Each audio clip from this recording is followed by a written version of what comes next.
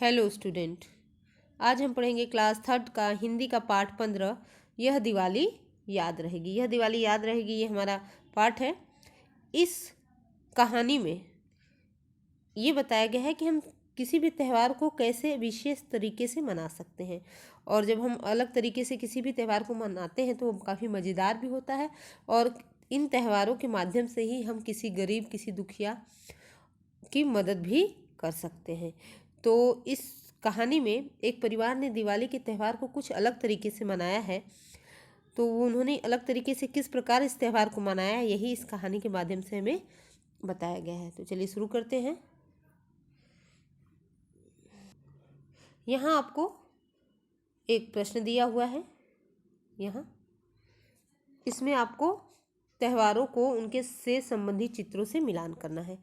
जैसे रक्षाबंधन इसके साथ, ईद चांद के साथ, क्रिसमस ट्री के साथ, गुरु पर्व इसके साथ, और दिवाली दिया जहाँ चित्र बना हुआ उसके साथ ऐसे मिलान कर देंगे।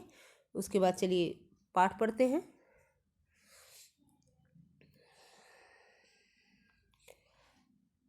बच्चों जल्दी करो, बाजार चलना है कि नहीं, माँ ने सामान की सूची लेते हुए कहा। तो एक परिवार है जिसमें माँ, पिता और दो बच्चे हैं। उसमें से एक बच्चे का नाम वर्तिका है और दूसरे बच्चे का नाम पुलकित है। तो माँ ने अपने बच्चों से कहा कि जल्दी करो बच्चों, बाजार चलना है कि नहीं। बच्चे दौड़ते हुए कार में जाकर बैठ गए। तो बच्चे दौड़ते हुए जाते हैं और कार में बैठ जाते हैं। पूरी शाम बाजार में सामान खरीदते हुए बीत गई। पूरी शाम बाजार में सामान खरीदते हुए बीत जाती है। रात में जब खाने की मेज पर बैठे तो पुलकित बोला, माँ क्यों न हम इस बार दिवाली कुछ अलग तरीके से मनाएं जो हमेशा याद रहे। तो जब बाजार से आने के बाद रात के खाने की मेज में मम्मी पापा सब लोग बैठते हैं तो पुलकित है वो बोलता है कि माँ क्यों ना हम इस बार दिवाली कुछ अलग तरीके से मनाएं जो हमको हमेशा याद रहे। वर्तिका को पुलकित की बात उचित लगी यानी सही लगी। वर्तिका और पुलकित दो बच्चे हैं, तो वर्तिका को अपने भाई पुलकित की बात सही लगती है।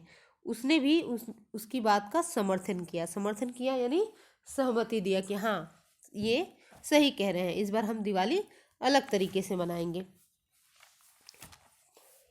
पर कैसे हम दिवाली अलग तरीके से मना सकते हैं। अब माँ कहती है कि हम कैसे दिवाली अलग तरीके से मना सकते हैं कि वह हमेशा याद रहे। माँ ने बच्चों की ओर देखते हुए पूछा।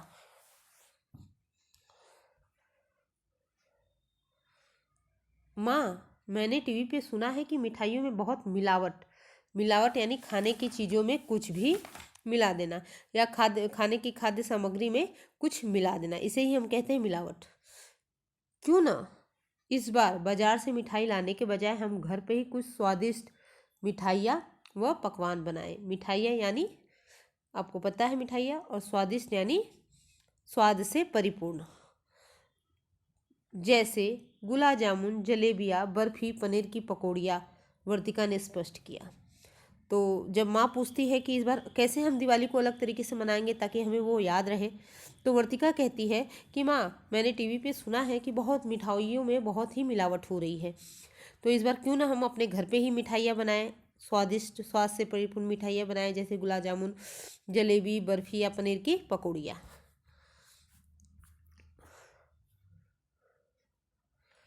हाँ यह भी हो सकता है। मैंने कुछ दिन पहले ही टीवी पर जलेबियाँ बनाना सीखा है, माँ ने सहमति जताते हुए कहा। जब वर्तिका ऐसे बोलती है तो माँ कहती है हाँ ये भी हो सकता है, बात सही है। मैंने कुछ दिन पहले ही टीवी के प्रोग्राम से जलेबी बनाना सीखा है, तो ये हो सकता है। यह सब बनाने में हम भी आपकी सहायता करेंगे यानी मदद करेंगे, पुलकित ने वर्तिका से कहा। अब जब माँ कहती कि हाँ मैंने जलेबियाँ बनाना सीखा है तो हम लोग घर से ही सारी मिठाइयाँ और स्वादिष्ट पकवान बनाएंगे, तो पुलकित कहता है कि हम भी आपकी हेल्प करेंगे ये सारी चीज़ें बनाने में। अभी ये बातें चल ही रही थी कि पापा भी वहाँ आकर बैठ गए। अभी बच्चे और माँ में ये सारी बातें चल ही रही थी कि पापा भी वहाँ आके बैठ जाते हैं। उन्होंने पुलकित से पूछा, अच्छा बताओ इस बार तुम्हें कौन कौन से पटाखे चाहिए। अब पापा पुलकित से पूछते हैं कि अच्छा बताओ इस बार तुम कौन कौन से पटाखे लोगे।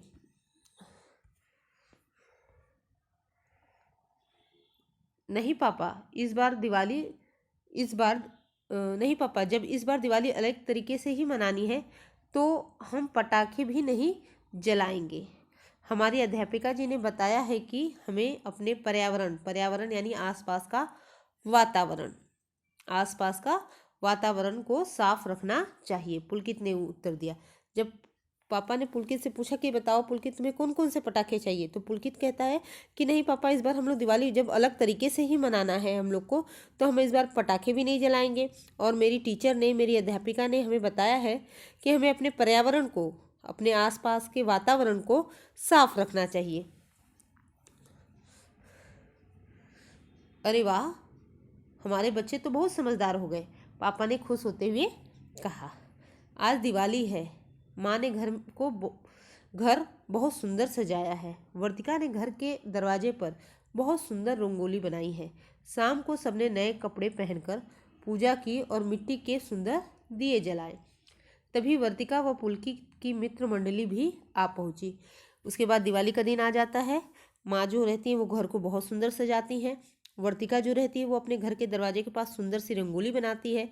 शाम का समय हो जाता है, सब नए कपड़े पहन के पूजा करते हैं और मिट्टी के जो दिए हैं उसको जलाते हैं। और जैसे ही शाम होती है, वर्तिका और पुलकित के जो दोस्त होते हैं, जो और बच्चे उनके फ्रेंड होते हैं, कॉलोनी में रहने वाले बच्चे, वो सब भी उनके घर आ जाते हैं।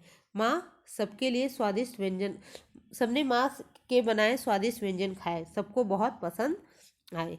तो माँ ने जो स्वादिष्ट व्यंजन दिवाली के लिए बनाए थे, सारे बच्चे मिलके खाते हैं और सारे बच्चों को भी वो व्यंजन पसंद आते हैं। आगे देखिए।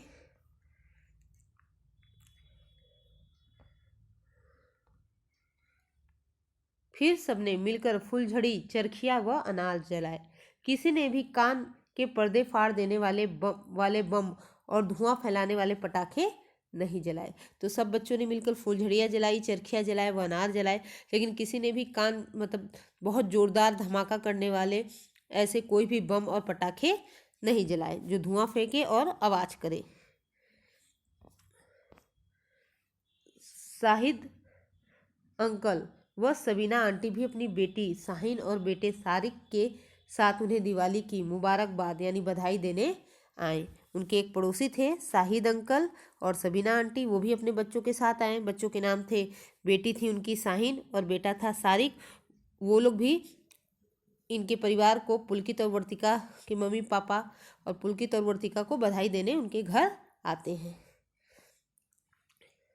पिताजी ने बच्चों को बहुत सी रोचक यानी मज़ेदार बातें बताई। जो पुलकित के पापा रहते हैं वो सारे बच्चों को बहुत ही मज़ेदार बातें बताते हैं। उन्होंने कहा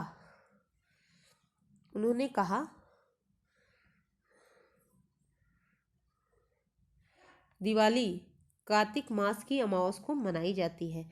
उन्होंने बताया कि दिवाली अलग अलग राज्यों में अलग अलग तरीके से मनाई जाती है और कारण भी अलग अलग होता है। तो उन्होंने बताया कि दिवाली कार्तिक मास की अमावस को मनाई जाती है। इस दिन भगवान राम 14 वर्ष का वनवास काटकर अयोध्या वापस लौटे थे। तो हिंदू धर्म में जो दिवाली का त्यौहार क्यों मनाया जाता है, क्योंकि भगवान राम 14 वर्ष का वनवास काटकर वापस अयोध्या अपने राज्य आए थे। तो लोगों ने उन्हीं की खुशी में, उन्हीं के स्वागत के लिए घर घर दीप जलाए थे। बंगाल, असम व उड़ीसा में दिवाली काली पूजा के नाम से मनाई जाती है। सिखों के लिए भी ये दिन विशेष होता है। इस दिन को वे बंदी छोड़ दिवस के रूप में मनाते हैं। तो पापा ने बताया कि भगवान राम ने 14 वर्ष का वनवास काटा था, इसलिए अयोध्या आए थे, इसलिए ये त्यौहार मनाया जाता है। दिवाली कार्तिक मास की अमावस को मनाई जाती है और बंगाल, असम और उड़ीसा राज्यों में दिवाली को काली पूजा के नाम से भी मनाते हैं। और सिखों के लिए भी ये विशेष दिन होता है।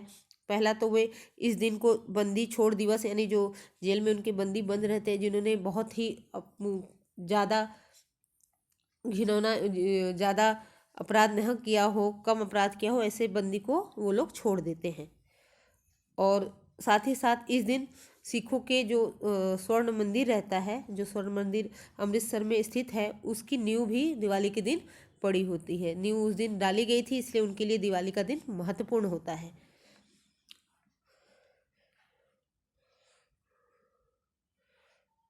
उनकी बात सुनकर शाहिद अंकल बोले, हमारे प्रथम प्रधानमंत्री जी श्री जवाहरलाल नेहरू जी ने सही कहा था। हम अलग अलग राज्यों से आते हैं, हम अलग अलग धर्मों को मानते हैं, हमारी अलग अलग संस्कृति व अलग अलग भाषाएं हैं, लेकिन फिर भी हम सब एक हैं, हम सब भारतीय हैं। उसके बाद शाहिद अंकल कहते हैं कि हमारे प्रथम प्रधानमंत्री जवाहरलाल नेहरू जी ने कहा है कि हम अलग अलग राज्यों से आते हैं, हमारा अलग अलग धर्मों को भी हम लोग मानते हैं, हमारे अलग अलग त्यौहार हैं, हमारी अपनी संस्कृति अलग अलग है, हमारी भाषाएं अलग अलग हैं, लेकिन इतना विविधता के बावजूद हम सब लोग एक हैं। हम एक देश में रहते हैं और एक देश में मिलजुल कर रहते हैं, यानी हम सब लोग एक अपने आप को भारतीय मानते हैं। इसके बाद वर्तिका की सहेली मोनिका ने दिवाली पे एक कविता सुनाई जो उसने स्वयं लिखी थी। उसके बाद वर्तिका की एक सहेली रहती है मोनिका, वो दिवाली पे एक कविता सुनाती है जिसको उसने स्वयं लिखा था। देखिए कविता क्या है, प्रकाश का पर्व। ये कविता है, प्रकाश का पर्व मनाएंगे हम, घी के दिए जलाएंगे हम, सबको गले लगाएंगे हम, ढेरों खुशियाँ लुटाएंगे हम। जोर शोर व धुआं फैलाए, वे पटाखे न जलाए, हर संभव कोशिश कर पर्यावरण को स्वच्छ बनाए। तो ये कविता मोनिका ने बच्चों को सुनाई, सबको सुनाई। मोनिका की कविता पर सबने तालियां बजाई। उसके बाद सब बच्चों ने अनार और चरखियों के कारण फैले कूड़े को भी साफ किया।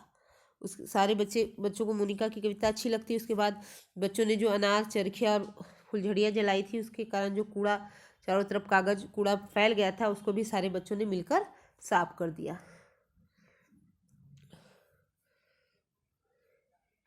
इसके बाद पुलकित और वर्तिका अपने हाथों में कपड़े के बने कुछ थैले पकड़े और बाहर आए।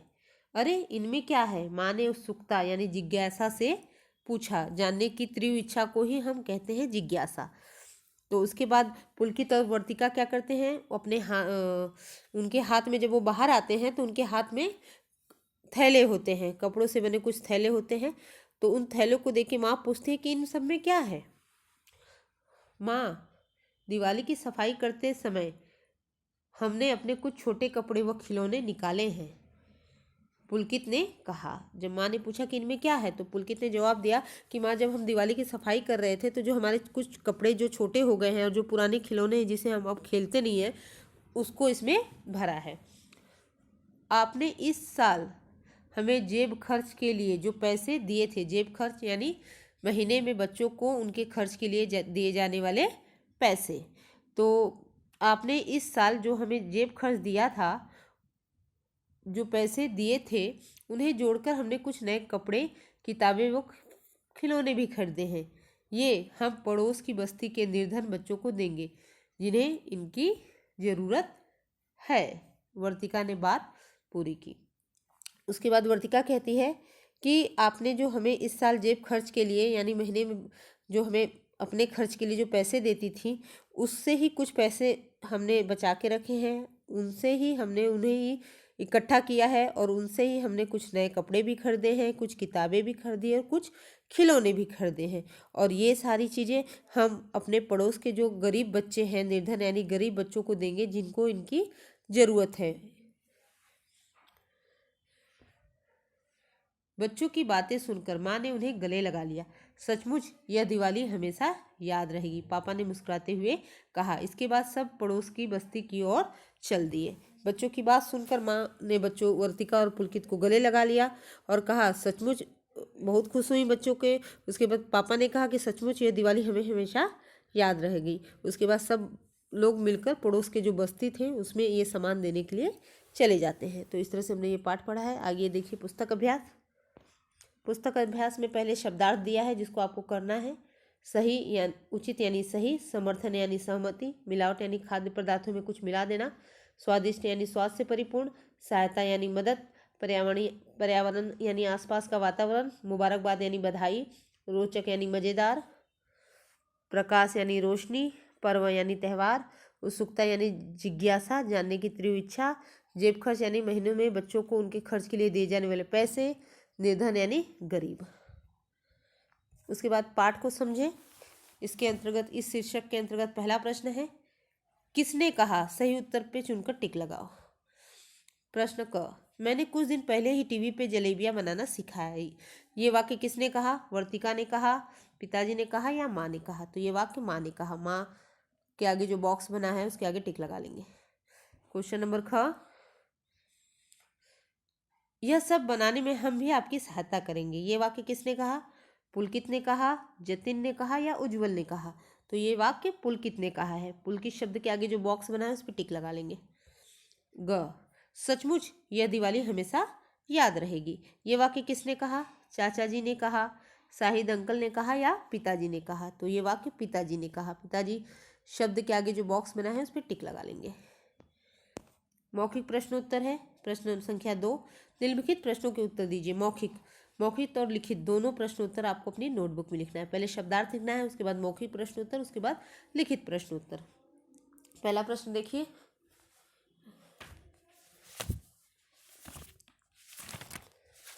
पहला क्वेश्चन है, बच्चे इस बार दिवाली कैसे मनाना चाहते थे?